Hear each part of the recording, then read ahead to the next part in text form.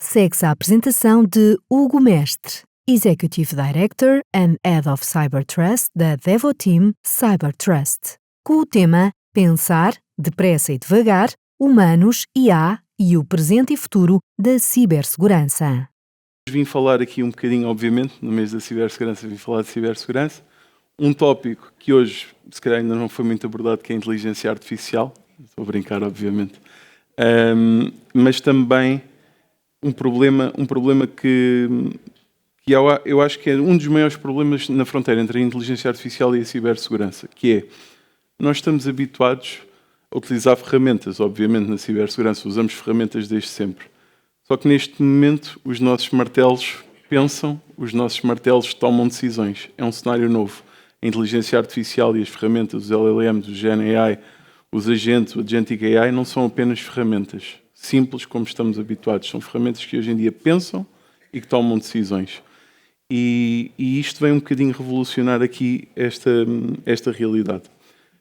O título da minha apresentação baseia-se um bocadinho aqui na obra do Daniel Kahneman. Ele foi Prémio Nobel da Economia, mas foi um investigador que começou a sua carreira na psicologia. E depois, ao longo do tempo que foi trabalhando a sua investigação, foi percebendo que a sua investigação vinha dizer muito aqui para a área da economia. A área da economia porquê? Na economia nós antigamente achávamos e considerávamos que os seres humanos eram e decidiam e agiam de forma totalmente racional. Para surpresa de todos, ou talvez não, o Sr. Daniel Kahneman descobriu que não, afinal nós não somos sempre racionais, não decidimos sempre de forma meramente racional, temos os nossos vieses cognitivos. Ele identificou bastantes vieses cognitivos que vinham, de certa forma, alterar o processo de tomada de decisão. E a tomada de decisão é muito importante para a gestão de risco e é muito importante também da maneira como nós embutimos a inteligência artificial nas nossas operações e construímos equipas mistas que dependem de humanos e de máquinas potenciadas por inteligência artificial. Avançando aqui, venho falar de uma abordagem que se baseia aqui um bocadinho nestes dois sistemas, Sistema 1 e Sistema 2. Daniel Kahneman postulou que, na opinião dele, nós agíamos e pensávamos tipicamente com base em dois sistemas. Um primeiro sistema natural, intuitivo, instintivo, rápido, automático. Quase que não era preciso nós pormos qualquer tipo de esforço para pensar ou para tomar decisões. Um exemplo, quando vamos na estrada e pomos pé fundo no travão, esse é o sistema 1 a funcionar por nós. Um sistema 2, um sistema já lógico, racional, analítico, mais lento, ponderado. Pegando no exemplo do carro, também quando vamos a caminho de casa e estamos a pensar se temos que passar pelo supermercado, o que é que precisamos levar para casa para o jantar. E tipicamente são estes dois sistemas que controlam os nossos processos de pensamento, mas também a nossa tomada de decisão.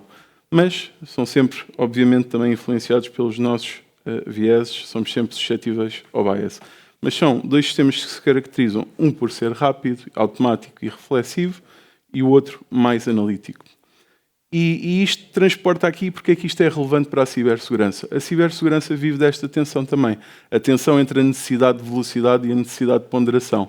Na cibersegurança, quando estamos a falar de bloquear um ataque, um centro de operações de cibersegurança, é necessária uma resposta instantânea para travar qualquer ameaça, mas ao mesmo tempo depois também necessitamos das análises profundas, quer seja antes a planear como é que montamos as nossas defesas ou a aprofundar qual é que foi o impacto daquele ataque, como é que podemos mitigá-lo no futuro.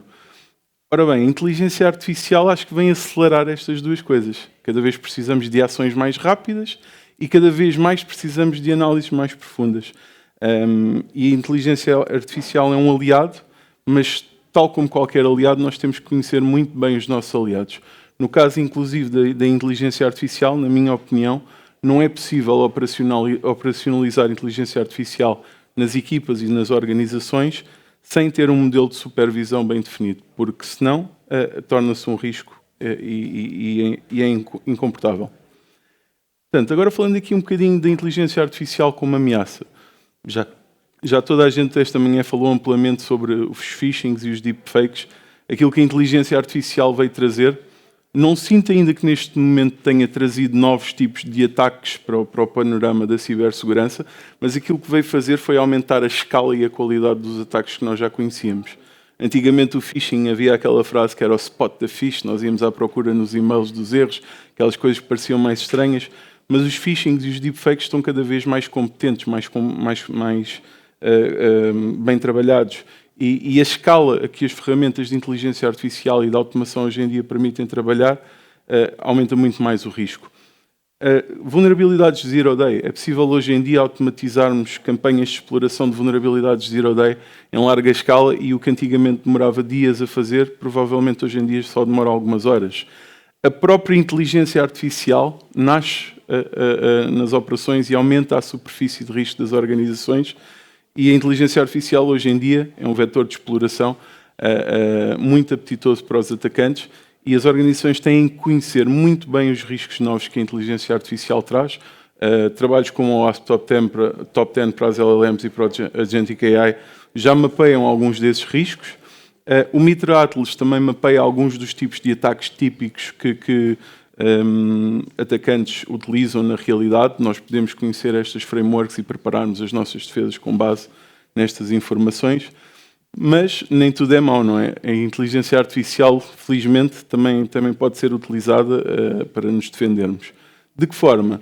Várias formas. Não só os Code Assistants, que há pouco, por exemplo, falavam na apresentação anterior, os Code Assistants que hoje em dia as equipas de desenvolvimento utilizam para aumentar a sua produtividade, se não forem usadas também com cautela, podem abrir a porta ao risco. Mas se forem bem utilizadas, por exemplo, nós termos nos nossos agentes instruções claras para nos ajudarem a programar em segurança, é isto também um potenciador grande para a utilização da AI como ferramenta de defesa.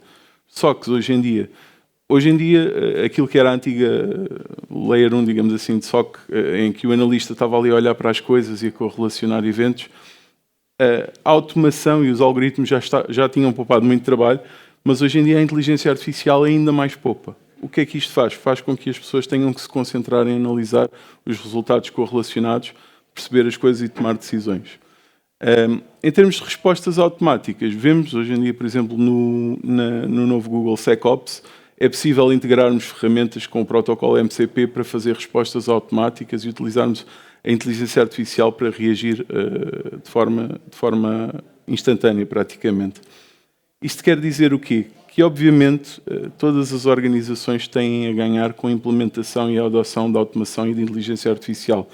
O relatório da IBM acerca de Data Breach estuda e diz que é possível uma redução de 80 dias nos ciclos de quebra aos incidentes, seja uma quebra de confidencialidade, disponibilidade, integridade. Hoje em dia é possível reduzir 80 dias no ciclo de resolução desde o momento em que o incidente aconteceu até que está completamente resolvido. Obviamente isto traz poupança. Poupança, no caso do estudo, dizem que cerca de 1,9 milhões de dólares por incidente.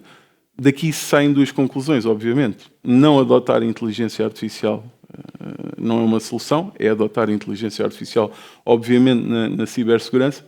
E uma segunda conclusão pode ser, obviamente, se nós só tivermos contas em euros, se calhar é melhor abrirmos uma conta em dólares para começarmos a capturar estas poupanças também. Aqui, o que é que eu venho trazer e agora onde é que eu vou mergulhar? A dificuldade técnica não é comprar a tecnologia, não é pôr a tecnologia nas mãos das nossas pessoas. Os nossos programadores hoje já utilizam autonomamente modelos de inteligência artificial para conseguirem resolver problemas. Os nossos profissionais de cibersegurança, quer seja segurança ofensiva ou segurança defensiva, também já vão autonomamente e as ferramentas que eles hoje já utilizam têm essas funcionalidades. O que é importante neste momento e o principal ponto onde as organizações devem debruçar é onde é que deve ser a inteligência artificial a decidir e onde é que deve ser o humano a decidir. Isto é um dos pontos mais críticos e isto tem que saber ser desenhado, analisado e pensado. Para isso, baseado aqui na obra, inspirado na obra do Daniel Kahneman, o que é que eu proponho? Proponho que as organizações implementem uma arquitetura onde têm claramente identificado funções daquilo que são o fast path, coisas que estão associadas às inteligências artificiais, ao Agentic AI, podem agir e reagir em segundos, estão ali alguns exemplos, não vale a pena enumerar, e que tenham também bem delineado aquilo que é o slow path, onde é que é a área de atuação do humano, onde é que o humano tem que decidir, onde é que o humano tem que planear, onde é que tem que ser ele o controlador daquilo que é a função em causa. Mas, obviamente, isto não funciona se forem dois pilares em separado. Aqui o desafio é saber Como é que nós cruzamos este fast path com o slow path? Temos que pôr em place algumas coisas, obviamente. Coisas como policy as code, nós definirmos aquilo a que os nossos modelos, aquilo que os nossos agentes podem ou não aceder, em que contextos. É preciso garantir que a orquestração destes agentes e destes modelos está bem feita, que é feita em ambientes isolados, segmentados, para não poderem aceder a mais do que aquilo que lhes está à mão, para não termos, quando existem problemas, e não é se existem problemas, vão existir problemas, para não termos um blast radius descontrolado naquilo que é uma falha de segurança. É preciso também conhecermos as táticas que os atacantes utilizam, para estarmos à escuta dessas táticas, seja nos nossos centros de operação, seja no que for, e é preciso pôr controles in place para defender destes ataques. Os controles de proteção de identidade e de dados são muito importantes aqui. Não só as pessoas como as máquinas devem ter identidades, e essas identidades devem ter, obviamente, autorizações, permissões, acessos, tudo configurado, e temos que ter in place, particularmente em grandes organizações, operações críticas, controles de data loss prevention, para garantir que não haja filtração de dados quando os agentes são explorados e passam a tentar extrair informação que não seria suposto extrair. Isto é muito relevante, estes controles técnicos que eu falava antes, mas há também aqui estes controles mais humanos, digamos assim, que são bastante relevantes e, na minha opinião, são os mais relevantes. Nós temos que perceber, ou melhor, temos que dizer à AI quando é que a AI pode decidir por nós, em que situações pode decidir por nós e quando é que deve escalar para humanos. Isto é muito importante em qualquer implementação de inteligência artificial. Mas no final do dia isto não chega. Quando as decisões acontecem, quer sejam as decisões de inteligência artificial, quer seja a escalada destas decisões para humanos, é importante nós percebermos porque é que a inteligência artificial, porque é que a máquina decidiu fazer o que fez, porque é que decidiu tomar aquela decisão ou porque é que decidiu passar essa decisão para o humano. Porque depois as auditorias são sempre ultra relevantes. No contexto da inteligência artificial, o AI Act traz um conjunto de obrigações legais. A NIS 2 hoje obriga-nos a resiliência e as duas coisas cruzadas são obrigatórias ou fazem obrigatório que as organizações tenham este tipo de controls in place. Isto, onde é que isto deixa as pessoas? No início, eu lembro-me de ver nas redes sociais e até pessoas em grandes organizações tecnológicas e cargos importantes a dizerem daqui por 6 meses ou 1 ano não precisamos de programadores ou não precisamos do que quer que seja. Na minha opinião, a maior mentira do mundo. Continuamos a precisar destas pessoas. Estas pessoas, na minha opinião, têm que fazer um upskill, porque as organizações precisam que essas pessoas façam um upskill. Já não temos só engenheiros de segurança, temos que ter um engenheiro de segurança com uma especialização em inteligência artificial e machine learning. Não temos só profissionais de GRC, temos que ter profissionais de GRC que compreendam a AI Act, compreendam uma ISO 42001. Temos que ter um analista de SOC que compreenda as ferramentas e as funcionalidades de inteligência artificial que esse SOC lhe traz e que ele pode usufruir. Temos que ter profissionais que fazem Offensive Security, Red Team, já estavam habituados a ter estes tipos de ataques, a fazer estes tipos de ataques, mas com aqui o cariz e as particularidades que a inteligência artificial obrigam. Isto torna-se tudo mais difícil com a realidade que temos em mãos na cibersegurança. A nível mundial, na cibersegurança, há uma grande escassez de talento. Um estudo da ISC2 indica que temos cerca de 4 milhões de profissionais de cibersegurança em falta, okay?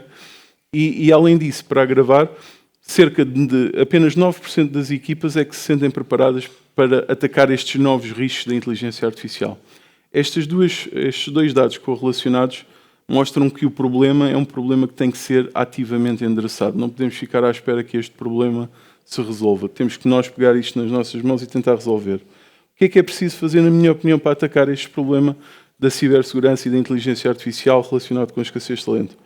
Temos que garantir que as máquinas são bem treinadas, temos que ter boas ferramentas a fazer aquilo que a gente quer, consoante aquilo que é ético, sustentável e seguro, mas depois temos que treinar as nossas pessoas. As nossas pessoas têm que saber utilizar estas ferramentas ao máximo, têm que ter capacidades elevadas de conhecimentos de inteligência artificial para poderem utilizar estas ferramentas ao máximo. Já falámos um bocadinho de tecnologia, falámos também de pessoas.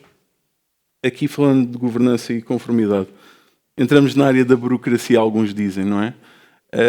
Neste caso, estão ali nos 2 primeiros lugares a AI Act e a NIS 2. eu posso dizer que me sinto bastante orgulhoso em ser europeu neste sentido, porque aquilo que a União Europeia está a tentar fazer com esta regulação, na minha opinião, não é burocracia, é construir aquilo que é a confiança digital. Estão a fazer a engenharia da confiança digital. E é o que estas duas legislações, diretivas, vêm trazer, na minha opinião. Tenho ali também a ISO 42001, que, na minha opinião, é uma ferramenta muito boa para as organizações, não para operarem tecnicamente a inteligência artificial, mas saberem como o fazerem de forma sustentável e ética. Isso é o mais importante, saber quem é que são os responsáveis, quem é que são os stakeholders, quem é que é o dono do risco, quem é que tem que operacionalizar as coisas, quem é que tem que criar as regras, desenhar as políticas. Para questões mais técnicas, há outras frameworks ideais, mas para grandes organizações onde o accountability é um fator muito grande, a ISO 42001 ajuda inclusive a responder a questões que a AI Act levanta. Estão aqui alguns controlos técnicos que são essenciais para ter uma análise, para ter uma AI segura, na minha opinião. Temos que inventariar, obviamente, temos que conhecer aquilo que é o nosso parque de inteligência artificial para não termos shadow AI. Temos que ter um controle sobre aquelas ferramentas que os nossos agentes e modelos podem utilizar, porque se não temos este controle, podemos ter os agentes a utilizarem coisas e a terem acesso a coisas que não seria suposto ter. É preciso ter in place detecção de manipulação. Portanto, aquilo que os atacantes vão tentar fazer é manipular os modelos, enganar os modelos, os agentes, para fazerem coisas que não é suposto fazerem. Tem que haver uma avaliação contínua daquilo que são os outputs da inteligência artificial para garantir que eles são éticos, que estão a fazer aquilo que precisam de fazer nos momentos que precisam fazer. Temos que garantir, mais uma vez, que a execução deste é isolada. Não podem estar dentro de redes ou de ambientes que tenham acesso a mais coisas daquilo que deveria ser suposto ter. E todas as grandes organizações que estejam a pôr em place ferramentas de inteligência artificial não podem deixar de considerar terem auditorias técnicas orientadas a ameaças. Têm que contratar profissionais que sejam experts em tentar estragar, partir, subverter aquilo que são as funcionalidades das suas ferramentas, porque isso é essencial para depois poderem corrigir e aumentar a resiliência. E não é se elas são exploráveis ou atacáveis. São, obviamente, todas. A inteligência artificial, particularmente o GenAI, uma das características número 1 destes sistemas são eles foram desenhados para ajudar. No final do dia, eles podem ser subvertidos para ajudar de formas que não seriam supostas, mas ajudam à mesma. E as descobertas que a nossa equipa de Offensive Security tem feito é que no final do dia, de uma maneira ou de outra, estes modelos têm pouca maturidade e têm poucos guardrails, são sempre possíveis de explorar e subverter de forma que não era suposto. O que é que eu proponho aqui também? Usando esta framework do Fast Path e do Slow Path, começarmos pequeno nas organizações, lançarmos aqui um roadmap onde nos primeiros 30 dias nós identificamos aquilo que queremos fazer, identificamos o que é que queremos utilizar, pomos as políticas e os guardrails necessários in place.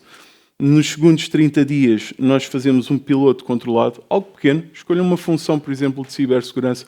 Eu lhe dou o exemplo de uma triagem automática de phishing, mas poderia ser outras coisas, poderia ser um SOC, alguma função particular. Durante esses 30 dias, estabeleçam algumas métricas de forma soft, vão monitorizando, vão avaliando continuamente os outputs e depois, nos restantes 30 dias, portanto, nos últimos 60 a 90 dias, expandam esse piloto, definam melhor os KPIs, definam métricas como o tempo médio de detecção e o tempo médio de resposta, se estivermos aqui a falar no caso de um SOC, de um phishing, de um sistema de triagem e detecção de phishing. Isto, o que é que implica tudo? No final do dia, estas três coisas têm que funcionar em articulação e em equilíbrio para podermos ter um modelo operacional adequado. Nós temos que ter uma governança sólida nas nossas organizações para operar o AI, temos que ter in place os guardrails técnicos necessários, mas, acima de tudo, temos que ter equipas capacitadas para poderem tirar partido destas coisas. Na minha opinião, aquilo que é o futuro da cibersegurança, o futuro da cibersegurança não é máquina contra máquina, não vai estar um LLM ou um agente de um lado e outro do outro, não vai ser homem contra máquina, vai ser homem com máquina. As equipas hoje estão a evoluir e estão cada vez mais a tornar-se em equipas híbridas. Equipas híbridas com humanos e com máquinas pensantes e que tomam decisões. Então é muito importante nós termos um modelo de colaboração, profundo, é essencial. Dito isto, aquilo que eu desafio aqui é que para os próximos passos que queiram organizações, pessoas que tenham projetos que queiram arrancar, adotem um roadmap, desenhem um roadmap simples, não tentem pôr o oceano a ferver de uma vez, tentem ferver só uma canecazinha de água, lancem este piloto, invistam nas vossas equipas, invistam nas vossas pessoas, porque isso é a parte mais essencial, quer na cibersegurança como em outra vertente técnica qualquer, invistam nas vossas equipas porque são eles que vão potenciar os investimentos e aquilo que é a cibersegurança e o que pode trazer às organizações. Portanto, aquilo que eu digo é que o futuro da cibersegurança está a ser construído hoje e o desafio que eu lanço é que comecem agora. Comecem simples. Obrigado.